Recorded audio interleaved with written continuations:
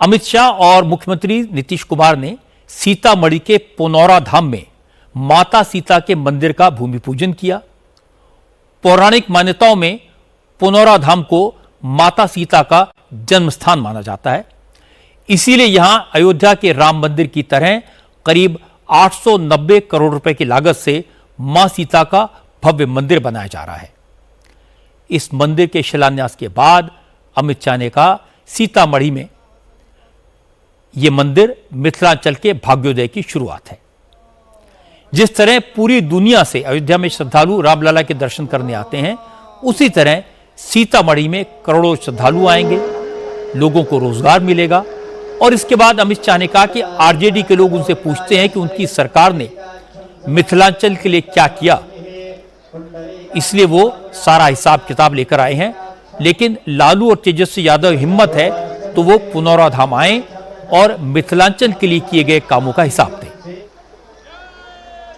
कल लालू प्रसाद की पार्टी ने एक प्रेस कॉन्फ्रेंस करा कि अमित शाह आ रहे हैं तो जवाब देकर जाए मिथिलांचल के लिए क्या करा। भैया जवाब देना चाहिए या नहीं देना चाहिए? जोर से बोलो, देना चाहिए या नहीं देना चाहिए? और जोर से बोलो, देना चाहिए या नहीं देना चाहिए? अरे भाई, मैं तो बनिए का बेटा हूं, आना पाई का हिसाब लेकर आया हूं। ध्यान से सुनना सीतामढ़ी वालों, मोदी जी ने पिछले 6 दौरों में 83,000 करोड़ रुपया हमारे बिहार के विकास के लिए दिया है। मैं यहां से तेजस्वी यादव जी को पूछने आया हूं, आपके पिताजी और माताजी का कई साल शासन रहा, गुंडाई करने के अलावे, गैंग चलाने के अलावे, अपहरण फिरौती के अलावे मिथिलांचल के विकास के लिए क्या किया, इसका हिसाब दीजिए। आप मेरा हिसाब मांग रहे थे, मैंने तो मोदी जी की ओर से आने पाई का हिसाब दे दिया। पूरे मिथिलांचल के विकास के खाके को आपके सामने रखा है। लालू प्रसाद यादव जी, कुछ किया हो तो यही मैदान में आकर जरा बता दीजिएगा और मां जानकी का दर्शन भी करिएगा तो आपका उद्धार हो जाए। इसके बाद अमित शाह सियासी मुद्दों पर आए। उन्होंने बिहार में वोटर लिस्ट के रिवीजन का मुद्दा भी उठाया और लालू यादव पर डायरेक्ट अटैक किया। अमित शाह ने कहा, आरजेडी के लोग बांग्लादेशी घुसपैठियों को बचाने के चक्कर में वोटर लिस्ट में सुधार का विरोध कर रहे हैं, क्योंकि घुसपैठिए उनका वोट बैंक है।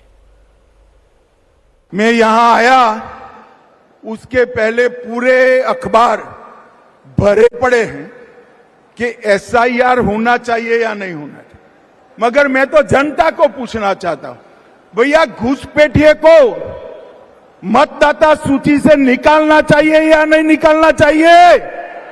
अरे जोर से बोलो, निकालना चाहिए या नहीं निकालना चाहिए? चुनाव आयोग ने एसआईआर करना चाहिए या नहीं करना चाहिए?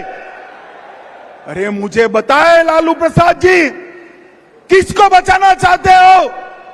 आज तक चुनाव आयोग ने जो पहली सूची बाहर करी, आपकी पार्टी ने एक भी ऑब्जेक्शन नहीं लिया, कांग्रेस पार्टी ने एक भी ऑब्जेक्शन नहीं लिया। और आप बचाना किसको चाहते हो? जो बांग्लादेश से आकर मेरे बिहार के युवाओं की नौकरी खा जाते हैं, उनको बचाना चाहते हो? मुझे बताओ मिथिलांचल वालों, एसआईआर मतदाता सूची से घुसपैठियों को निकालना चाहिए या नहीं निकालना चाहिए?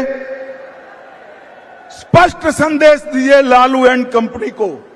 घुसपैठियों के वोट चाहिए तो बिहार की जनता आपको स्वीकार नहीं करेगी। बिहार में वोटर लिस्ट रिवाइज होने के बाद 65 लाख से ज्यादा फर्जी वोटर्स के नाम काटे गए। राहुल गांधी और तेजस्वी यादव ने इसको लेकर बहुत शोर मचाया है, लेकिन हकीकत यह कि वोटर लिस्ट का ड्राफ्ट रोल पब्लिश हुए 8 दिन बीत गए, लेकिन अब तक न तो कांग्रेस की तरफ से न आरजेडी की तरफ से एक भी करेक्शन की शिकायत दी गई है।